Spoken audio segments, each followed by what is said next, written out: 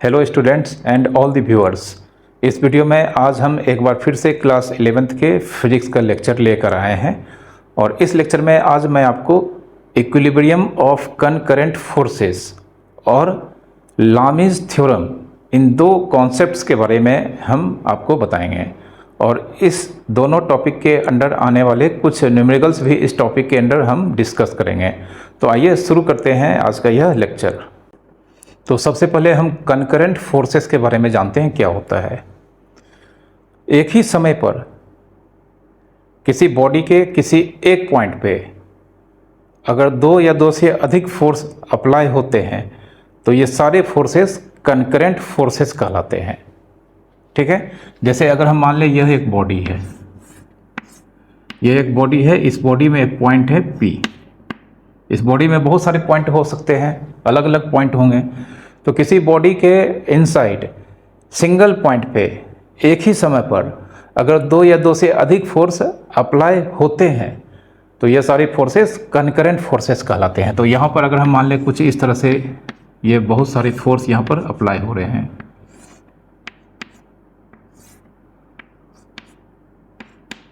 यह फोर्स हम एज्यूम करते हैं F1 है, यह फोर्स F2 है, यह फोर्स F3 है, यह फोर्स F4 है। तो यह चारों का चारों फोर्स इस बॉडी के सिंगल पॉइंट P पर अप्लाई किया जा रहा है। तो यहाँ पर यह चारों फोर्स कनकरेंट फोर्सेस कहलाते हैं। ओके, इसके अलावे कनकरेंट फोर्सेस का एक और कॉन्सेप्ट है जो कुछ इस तरह से है।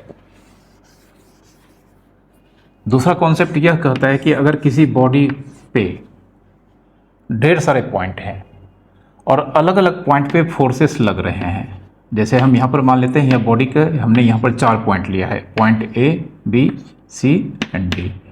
ये 4 पॉइंट लिए हैं। तो ये चारों पॉइंट पे 4 अलग अलग फोर्सेस एक ही समय पर अप्लाई किए जा रहे हैं, लेकिन इन सारे फोर्सेस का लाइन ऑफ फोर्सेस अगर एक ही पॉइंट पर इंटरसेक्ट करता है तब भी ये चारों फोर्सेस, अगर हम मान लेते हैं कुछ इस तरह का फोर्स यहाँ पर अप्लाई किया जा रहा है, यह फोर्स मान लेते हैं F1 है, यह फोर्स F2 है, यह फोर्स F3 है और यह फोर्स F4 है। तो यहाँ पर हम देख सकते हैं इस बार इस बॉडी के 4 डिफरेंट पॉइंट पे 4 अलग अलग फोर्सेस एक ही समय पर अप्लाई किए जा रहे हैं। लेकिन यहाँ पर कंडीशन यह है कि इस बार इन चारों फोर्सेस का लाइन ऑफ एक्शन अगर एक ही जगह पर इंटरसेक्ट करता है इस बॉडी के इनसाइड, तब भी यह 4 फोर्स कनकरेंट फोर्स कहलाएगा। ठीक है, तो कहने का मतलब दूसरा केस में जैसे हम यहाँ पर दिखा देते हैं, इस फोर्स का लाइन ऑफ एक्शन कुछ इस तरह से पास करेगा और इस फोर्स का लाइन ऑफ एक्शन भी कुछ इस तरह से पास करेगा।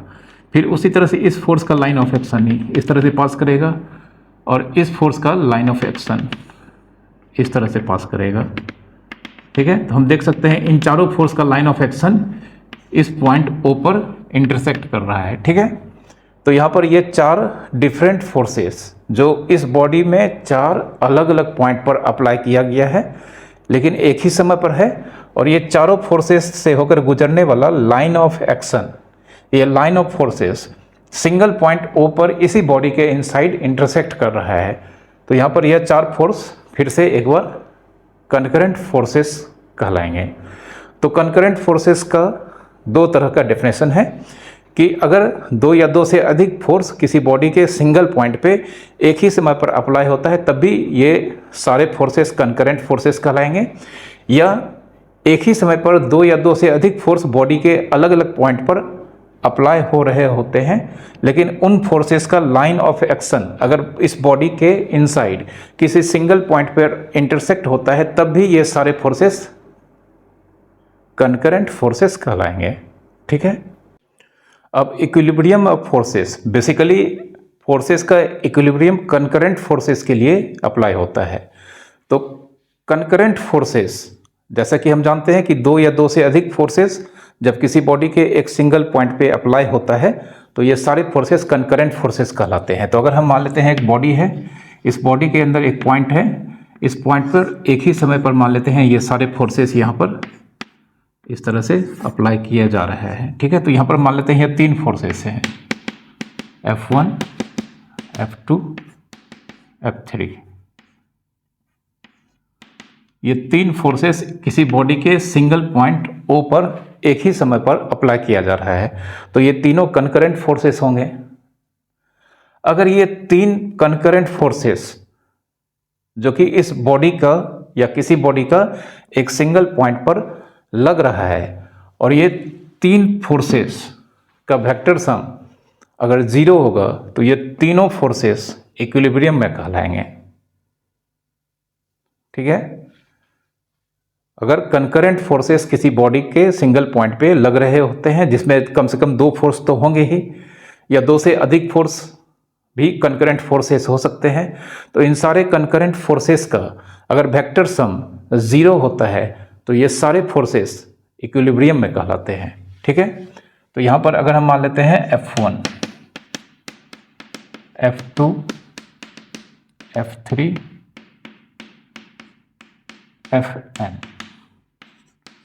और ये n फोर्सेस हैं और ये सब के सब कनकरेंट फोर्सेस हैं, और कनकरेंट फोर्सेस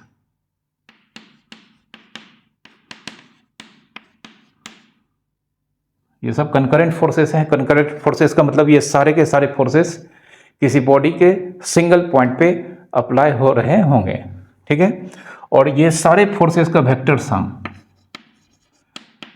अगर ये सारे फोर्सेस का वेक्टर सम मतलब force F1 vector plus F2 vector plus F3 vectors plus Fn vector, अगर ये सारे फोर्सेस का वेक्टर सम अगर नल फोर्स होता है या नल वेक्टर होता है तो ये सारे फोर्सेस इक्विलिब्रियम फोर्सेस कहलाते हैं। ठीक है, तो then this forces are in equilibrium.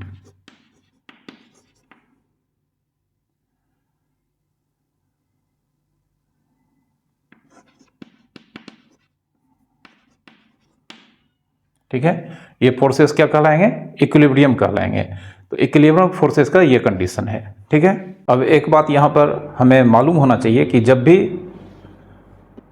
Concurrent forces equilibrium में होंगे, कहने का मतलब अगर एक बॉडी के सिंगल पॉइंट पे एक ही समय पर 2 या 2 से अधिक फोर्स लग रहा होता है और इन सारी फोर्सेस का वेक्टर सम अगर 0 होगा, तो कहने का मतलब यहाँ पर सारा जो बॉडी पे एक्सटर्नल फोर्स लग रहा है उन सब का नेट फोर्स 0 होगा। और इस कंडीशन में बॉडी जिसके सिंगल पॉइंट पे ये सारे कनकरेंट फोर्सेस लग रहे होते हैं, और उस कंडीशन में जब इन सारे एक्सटर्नल फोर्स का वेक्टर सम 0 होता है तो बॉडी भी इक्विलिब्रियम में कहलाता है। तो जब बॉडी इक्विलिब्रियम में होगा तो उस पर नेट एक्सटर्नल फोर्स 0 होगा, और उस कंडीशन में बॉडी अगर रेस्ट में है तो न्यूटन्स के सेकंड लॉ के अकॉर्डिंगली जब फोर्स नहीं होगा तो एक्सेलरेशन नहीं होगा, तो एक्सेलरेशन नहीं होगा तो बॉडी अगर रेस्ट में है तो रेस्ट में रहेगा, या और मोशन में है तो फिर वह कांस्टेंट स्पीड से स्ट्रेट लाइन में मूव कर रहा होगा। ठीक है, तो बॉडी जब इक्विलिब्रियम में होगा बॉडी जब इक्विलिब्रियम में होगा तो उस पर लगने वाले सारे कनकरेंट फोर्सेस का वेक्टर सम 0 होगा, याद रखना है। और बॉडी इस कंडीशन में अगर रेस्ट में है तो वह रेस्ट में ही होगा, और अगर मोशन में है तो वह कांस्टेंट स्पीड से स्ट्रेट लाइन में मूव कर रहा होगा। ठीक है, ये आपको याद रखना है। जब बॉडी इक्विलिब्रियम में होगा मतलब जब बॉडी पे लगने वाला सारा फोर्स आपस में इक्विलिब्रियम में होगा। ओके, लामीज थ्योरम, एक्चुअली में लामी थ्योरम 3 कनकरेंट इक्विलिब्रियम फोर्सेस के स्पेशल केस हैं। लामीज थ्योरम में क्या होगा कि 3 कनकरेंट फोर्सेस किसी बॉडी के सिंगल पॉइंट पे अप्लाई हो रहा होगा और ये तीनों फोर्सेस इक्विलिब्रियम में होंगे। ठीक है, तो if F1, F2 and F3 are 3 concurrent forces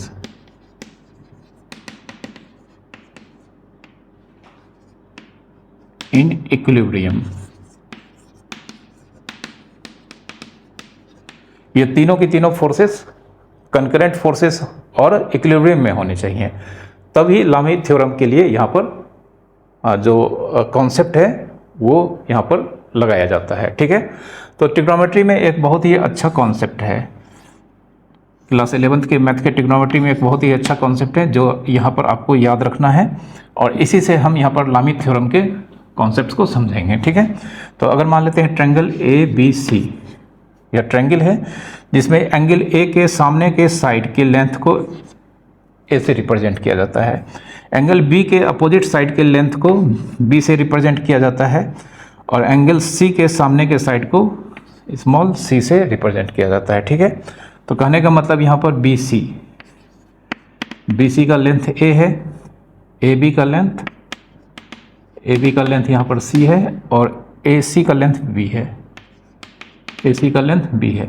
तो ट्रिग्नोमेट्री में एक बहुत ही अच्छा रिलेशन है जिसे साइन फार्मूला कहा जाता है।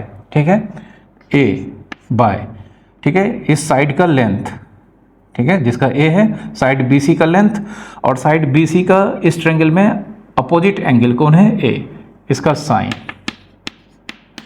फिर साइड बी का लेंथ,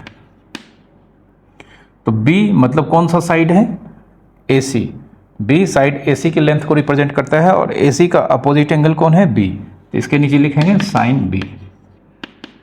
सी बाय सी यहाँ पर कौन सा साइड का लेंथ है, ए बी का लेंथ है, और सी ए बी के साइड मतलब अपोजिट का वर्टेक्स कौन है, सी, एंगल सी, तो इसके नीचे लिखेंगे साइन सी।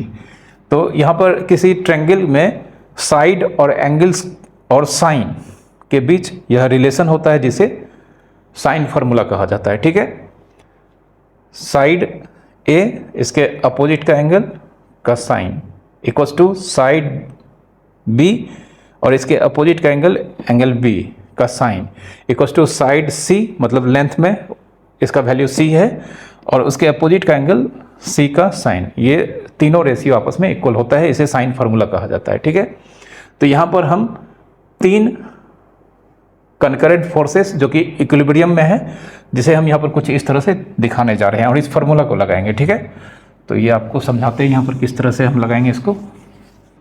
तो जैसे हम मान लेते हैं यहाँ पर एक पॉइंट है,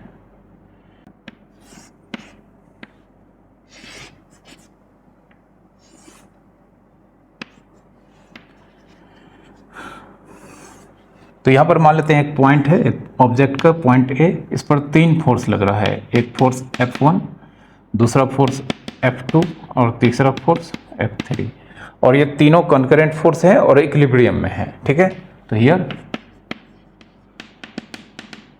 force F1 vector plus F2 vector plus F3 vector, ये कितना होगा, 0 होगा। ठीक है, अब यहाँ पर मान लेते हैं फोर्स F1 और F2 के बीच का angle alpha, F2 and F3 के बीच का एंगल बीटा, और F1 और F3 इन दोनों फोर्स के बीच का एंगल गामा। ठीक है, अब चूंकि यहाँ पर इन तीनों फोर्सेस का वेक्टर सम 0 है, तो यहाँ पर हम इसे अगर ट्रायंगल के थ्रू ड्रॉ करेंगे तो कुछ इस तरह का फिगर होगा, ये F1 है तो ये F1 हो गया, फिर F2 कुछ इस तरह से है, ये F2 हो गया, और F3 इधर आ रहा है। ठीक है, तो हम देख सकते हैं यहाँ पर ये तीनों फोर्सेस को हम कुछ इस तरह से ड्रॉ कर सकते हैं। ये F1 हो गया, इस ट्रायंगल को हम मान लेते हैं ट्रायंगल ABC। ठीक है, तो इस ट्रायंगल में अब ये फोर्स F1 हो गया, या F1 के पैरेलल लग रहा है या F2 के पैरेलल लग रहा है, तो या इसको हम F2 एज्यूम करते हैं, और इसे F3 एज्यूम करते हैं।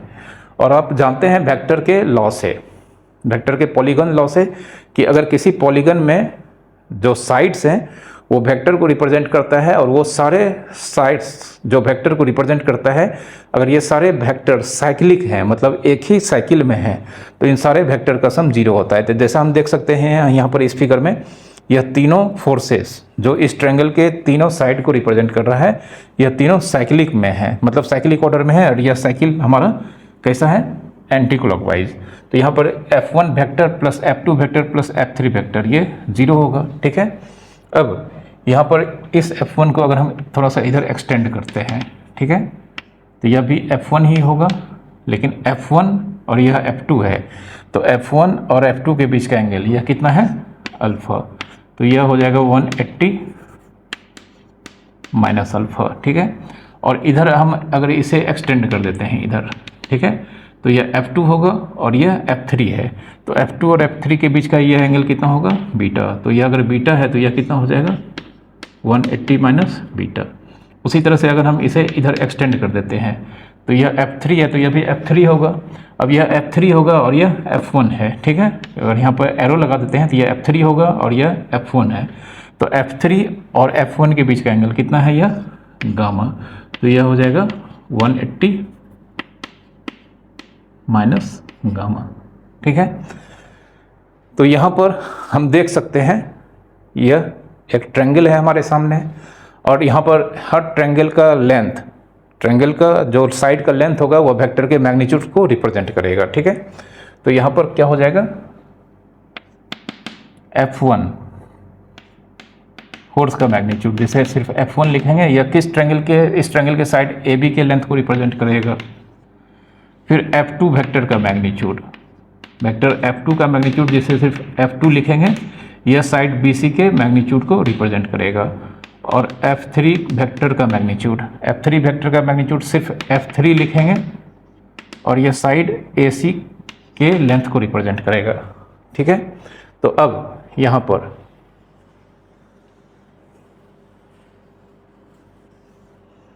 पर कह सकते हैं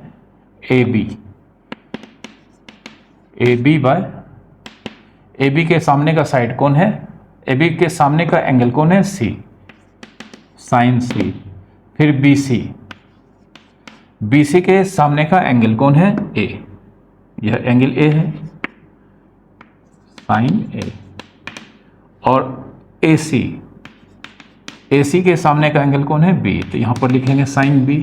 बट AB का वैल्यू कितना है? F1 by sine C, sine C 180 minus beta, 180 minus beta, ठीक है, इक्वल्स टू BC का वैल्यू है F2 बाय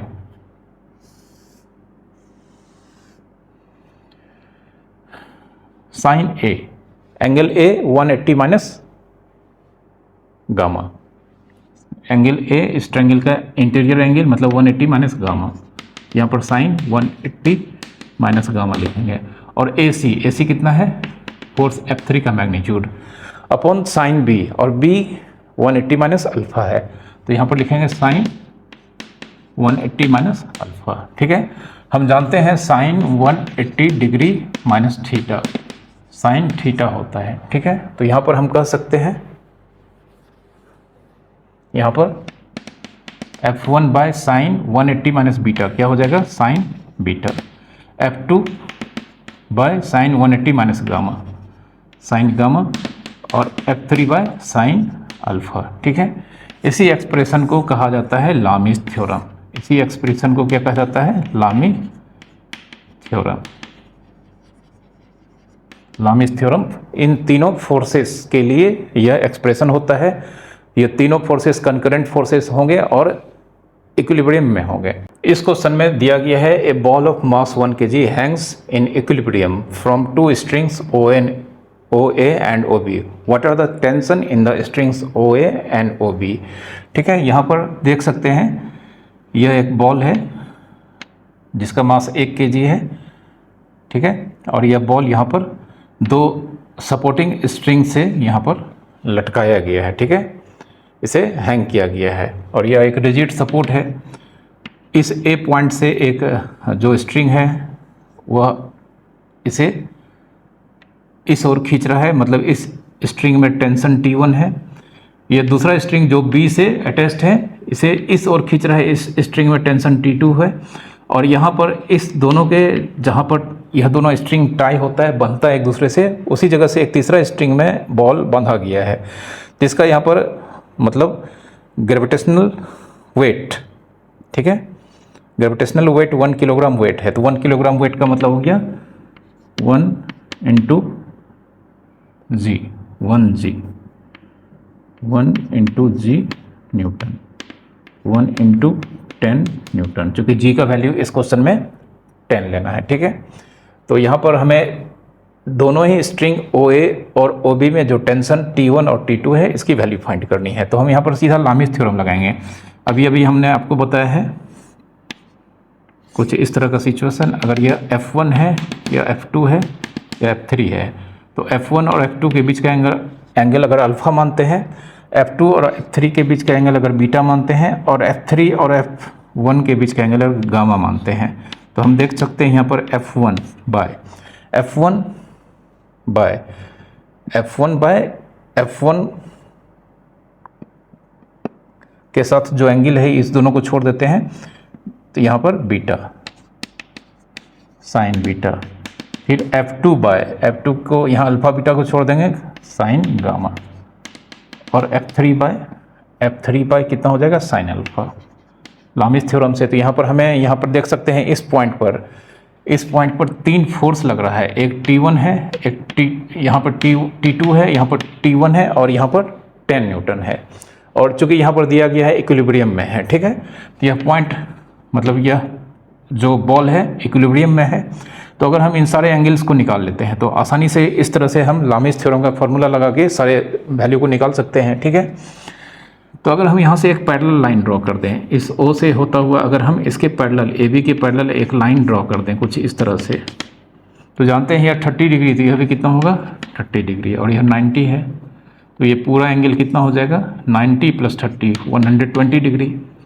अब यह 90 यह 60 है, तो यह भी कितना होगा 60, और यह 90 डिग्री है, तो यह पूरा एंगल कितना हो जाएगा, यह पूरा एंगल हो जाएगा 90 + 60 150 डिग्री, ठीक है।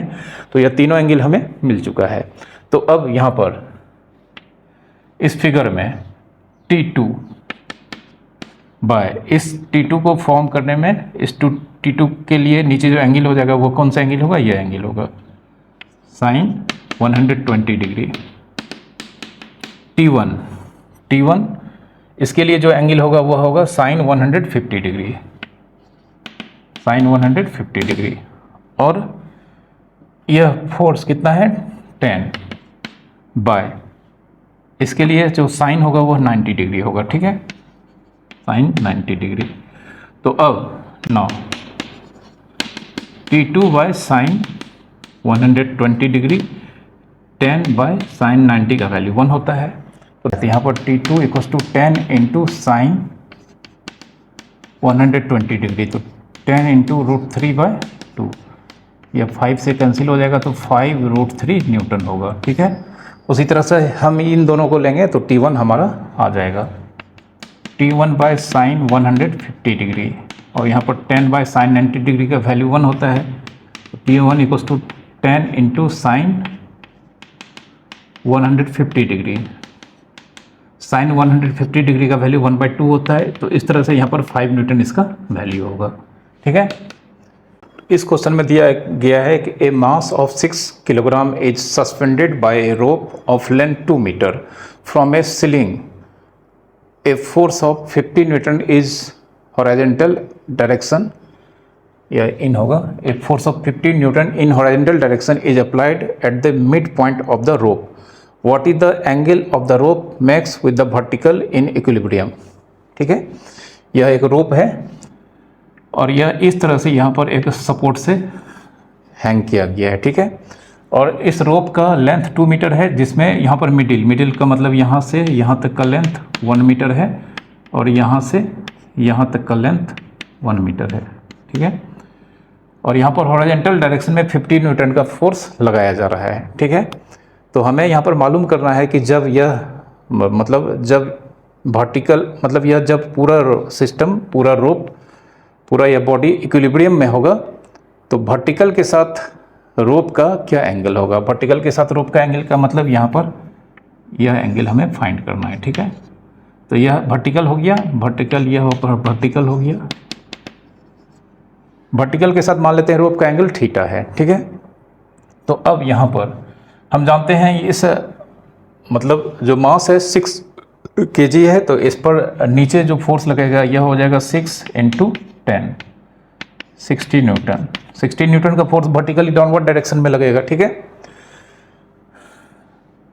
यहाँ पर टेंशन इधर हो जाएगा T1 दिया गया है, ये T2 मान लेते हैं, ठीक है। अब यह थीटा है तो हमारा अगर यहाँ से इस लाइन को ऊपर बढ़ा देते हैं, यह भी थीटा होगा।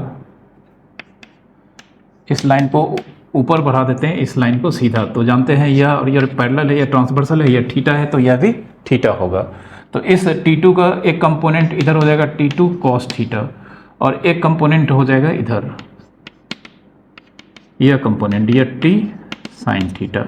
अब चूंकि यहाँ पर पॉइंट P इक्विलिब्रियम में है, क्वेश्चन में कहा गया है यह इक्विलिब्रियम में है, तो पॉइंट P इक्विलिब्रियम में है, मतलब यहाँ पर सारे जो भी फोर्सेस लग रहे हैं ये सारे का नेट रिजल्टेंट क्या होगा, जीरो होगा। तो यहाँ पर इस T2 का यह कंपोनेंट T2 cos थीटा यह बैलेंस करेगा किसको, 60 न्यूटन को। तो सिंस T2 cos थीटा यह किसके बराबर होगा, 60 न्यूटन के बराबर, ठीक है।